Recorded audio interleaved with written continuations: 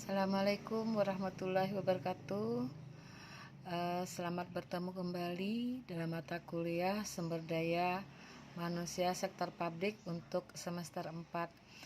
Alhamdulillah, sampai saat ini kita diberikan kesehatan dari Allah Subhanahu wa taala, dan begitu juga para mahasiswaku semuanya.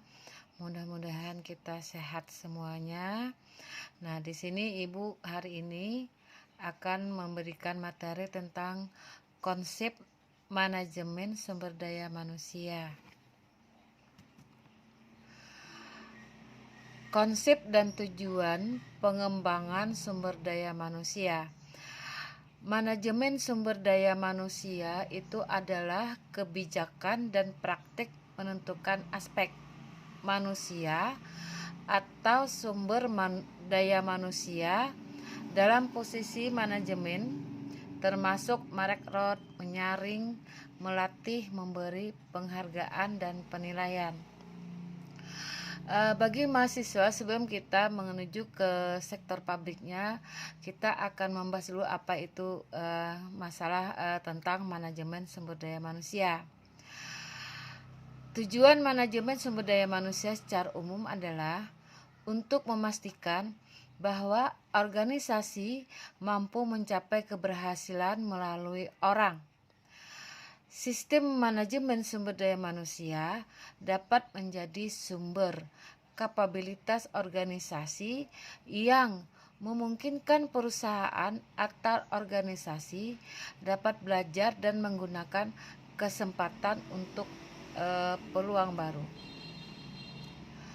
Kemudian menurut Malayu Hasibuan, Fiza Ripai mendefinisikan bahwa sumber daya manusia sebagai seorang yang siap, mau, dan mampu memberi sumbangan usaha pencapaian tujuan organisasi. Jadi setiap organisasi atau perusahaan tentunya memiliki tujuan yang berbeda-beda. Maka dari itu, kemampuan sumber daya manusia yang dibutuhkan akan berbeda pula pada tiap-tiap perusahaan ataupun organisasi. Menurut Kamus Besar Bahasa Indonesia, pengertian sumber daya manusia adalah potensi manusia yang dapat dikembangkan untuk proses produksi. Potensi sumber daya manusia berbeda-beda pada tiap individu. Untuk bisa mengembangkan potensi sumber daya manusia tersebut yang berbeda-beda itu, maka dibutuhkan satu sistem manajemen unik yang dinamakan manajemen sumber daya manusia. Kemudian menurut para ahli yang berikutnya, yaitu menurut Robert L. Madis and Jackson John H. Pengertian manajemen sumber daya manusia adalah rancangan sistem-sistem formal dalam sebuah organisasi untuk memastikan penggunaan bakat manusia secara efektif guna mencapai satu tujuan organisasi. Sedangkan menurut T. Hani Handoko, pengertian manajemen sumber daya manusia adalah penarikan, seleksi, pengembangan, pemeliharaan, dan penggunaan sumber daya manusia untuk mencapai baik tujuan-tujuan individu maupun organisasi. Kita berbicara tadi masalah umum, sekarang secara umum. Sekarang kita secara khusus tujuan dari manajemen sumber daya manusia tersebut. Yang pertama, memungkinkan organisasi mendapatkan dan mempertahankan karyawan cakap, dapat dipercaya, dan memiliki motivasi tinggi seperti yang diperlukan oleh organisasi tersebut. Kemudian tujuan khusus yang kedua, meningkatkan dan memperbaiki kapasitas yang melekat pada manusia kontribusi, kemampuan, dan kecakapan mereka.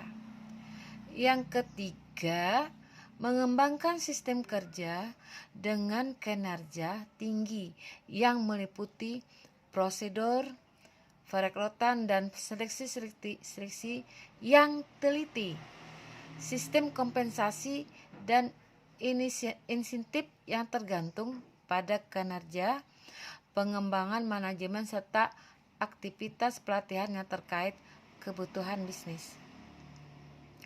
Yang keempat, mengembangkan praktik manajemen dengan komitmen tinggi yang menyadari bahwa karyawan adalah pihak yang terkait dalam organisasi, bernilai dan membantu mengembangkan iklim dan kerjasama dan kepercayaan bersama.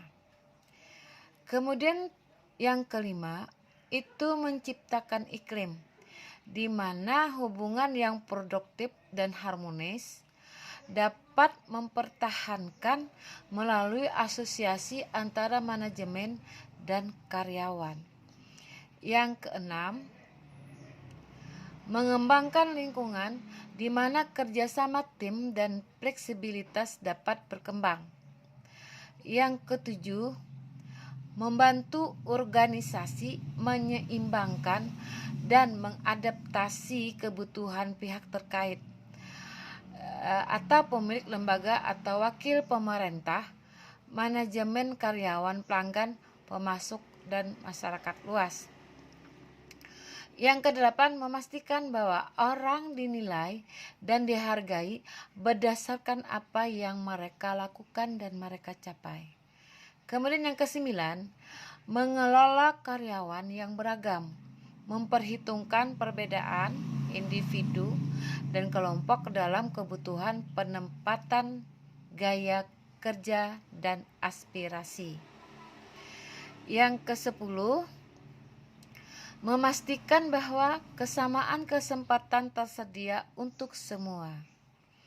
Yang ke-11, mengadopsi pendekatan etis untuk mengelola karyawan yang didasarkan pada perhatian untuk karyawan, keadilan, dan transportasi.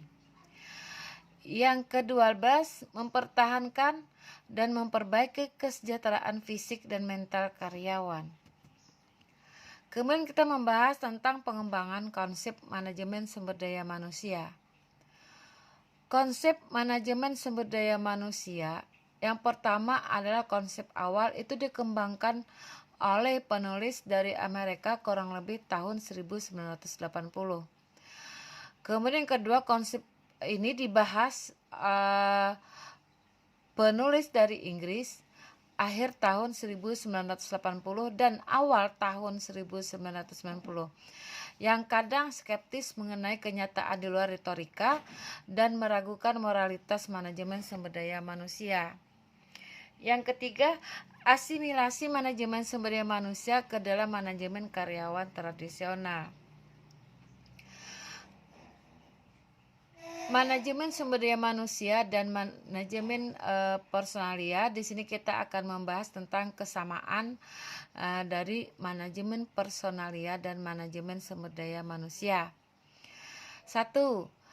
Strategis manajemen personalia seperti strategis manajemen sumber daya manusia berasal dari strategis bisnis. Yang kedua, manajemen personalia seperti manajemen sumber daya manusia menyadari bahwa manajer lini besaran yang dipertanggung jawab mengelola manusia. Fungsi personalia menyajikan saran yang diperlukan dan layanan pendukung sehingga memungkinkan pimpinan menjalankan tanggung jawabnya. Yang ketiga, nilai manajemen personalia dan minimal versi lunak dari manajemen sumber daya manusia mirip keduanya, menghargai individu serta mengembangkan manusia untuk mencapai kompetensi maksimal mereka, di mana hal tersebut dilakukan untuk kepuasan kedua pihak dan untuk memfasilitasi pencapaian sasaran organisasi. Yang keempat, manajemen personalia dan manajemen sumber daya manusia menyadari bahwa salah satu proses keduanya yang paling berharga adalah mencocokkan orang dengan kebutuhan organisasi yang selalu berubah, menempatkan dan mengembangkan orang yang tepat dalam dan pada jabatan yang tepat. 5. Dengan tingkatan sama, teknik seperti seleksi penilaian pelatihan, pengembangan manajemen dan manajemen imbalan digunakan dalam manajemen sumber daya manusia dan manajemen personalia.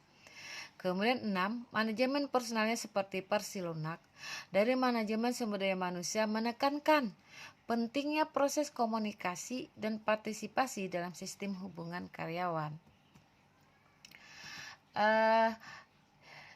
Sampai di sini dulu mahasiswaku perjumpaan kita tentang kita berbicara dulu masalah dasar-dasarnya.